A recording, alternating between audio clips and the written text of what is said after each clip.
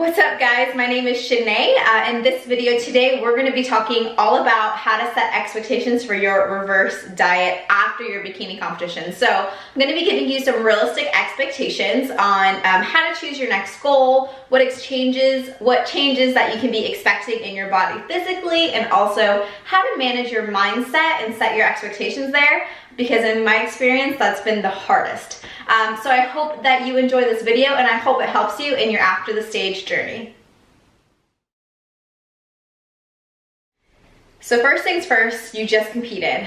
Whether you came in first, second, or third, or maybe you didn't have a placing, you might already be thinking about when your next show is. So setting your goals is really gonna be based on that. Do you have a show in 2 weeks, 4 weeks, 6 months? So definitely what the goal you have planned next is going to determine what kind of realistic expectations that you should have. So if you are going to be competing in a couple weeks or a couple days even, you are going to want to be as strict as possible with this reverse diet. You'll probably go right back to your cutting macros maybe after a meal. So I like to give my competitors a after post-show meal and then also breakfast the next day.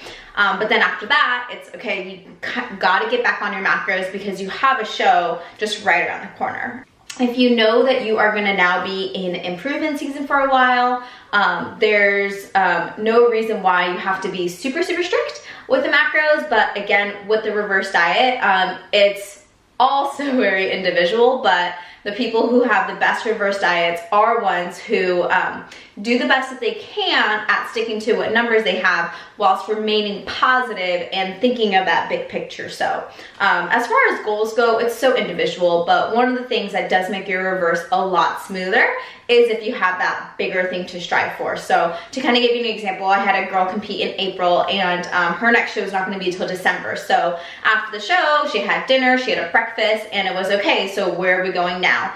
Now that we know where her next goal is, we can start setting up realistic expectations for her reverse diet, which first and foremost was you're not gonna stay this lean. Now, if she was competing in 2 or 3 weeks, then it would have been like, okay, you know, we have to stay this lean. Maybe let's even drop 1 more, you know, pound of body fat if she needed to be a little bit more conditioned. So it's all gonna be individual and just so personalized.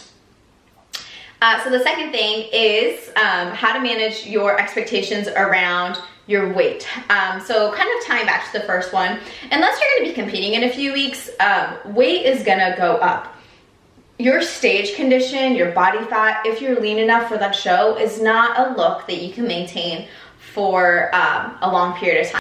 So just a quick little backstory, I personally have tried to stay super lean after a show, and I did achieve that, and I did do it. I had about 3 months between where I was, or 4 months in my next show, and I stayed really lean, and it wreaked havoc on my hormones, my endocrine system. So one of the first things I tell my clients is, we can't stay at this body fat forever. So with your reverse diet, realistic expectation is that your weight is gonna increase.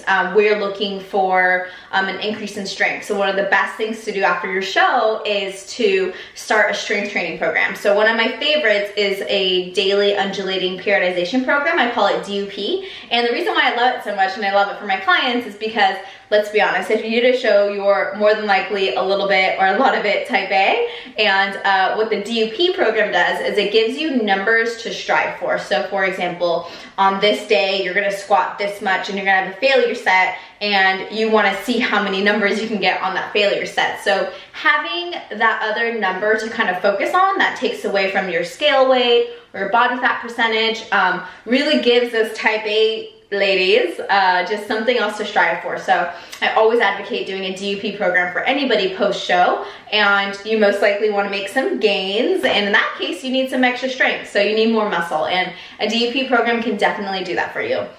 But to set your expectations realistically, you are going to gain weight. How much is really dependent on each person, and sometimes you might even lose weight. That happened to me one time too, and when that happens, I think it's really important to you know, add in calories so that we can bring your body fat level back up to something that's a little bit more maintainable and sustainable on your hormones. You want to feel better. You want to not be losing your hair. You want to get your period back. You want to be sleeping. You want to have sex drive. Those are the other kind of factors that we're looking for, not just a low body fat and not just a low weight. So as a female competitor, it's just so very important that we take care of our bodies. So those are the other kind of factors that you can look for rather than just, you know, how much you weigh or what your waist size is. As a female competitor, those are some of the other things that you can kind of strive for. The last thing that I wanted to touch on as a realistic expectation for a reverse diet is your mindset. It's going to be hard. I don't know anyone that hasn't struggled post-show. I personally have had really, really good reverse diets and not so great reverse diets. And even the really good ones where I barely gained any weight and I stayed very lean, that was at a sacrifice of my social life, right? My personal life. And at the time, even though I looked amazing and I stayed very lean, I didn't realize how hard I was being on myself. So the mindset portion is very hard. During this time, I'm really advocate my clients to focus on self-love. So it's a very weird feeling, right? To be so lean and then to know that you can't look like that anymore, especially when we're type A. We see that goal, we've achieved it, and we're like, oh my God, I wanna look like that all the time. How can I eat to look like that all the time? And it just doesn't work that way. Unfortunately, if you've gotten lean enough for a show, then that stage condition is just not something that we just can't look like that every day. So really getting your mindset wrapped around that, and that, you know, you are going to be gaining weight. You may not be able to see your abs as much. You might be losing definition in your arms. We're all so unique that you can't really put like a specific look on this is how you're going to look and this is how you can look healthy. Some of us can be 16% body fat and be very healthy. Some of us have to be 18, 19, 20% body fat to be at that same optimal health level as a person who could have been at it at 16%. I hope that makes sense. So there is no one size fits all when it comes to reverse diet. The mindset portion is the hardest. Learning to love yourself, which comes by what I recommend is daily journaling, really digging deep down into figuring out what are the emotions that are driving you. And I would love to do a whole nother YouTube video on this topic specifically. But for now, just wanted to give you bullet points. I hope that was helpful. This is my first time just kind of standing and doing a video, and I was putting it off for a long time. And today I was even like gonna write a script, but I just said, you know what, put the camera up, do it.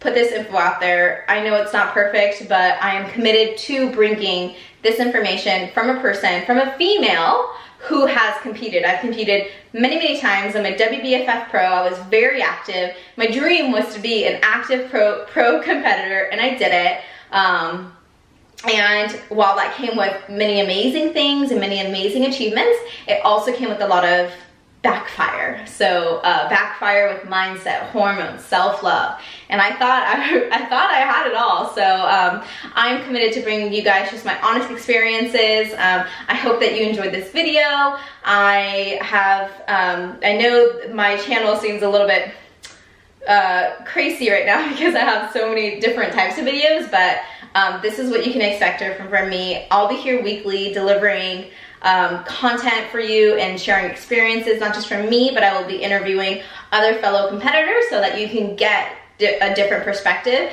And I'm really passionate about just talking about this more, starting a conversation. I want to share other people's stories of their hashtag after the stage journey, because for 9 months I was pretty depressed.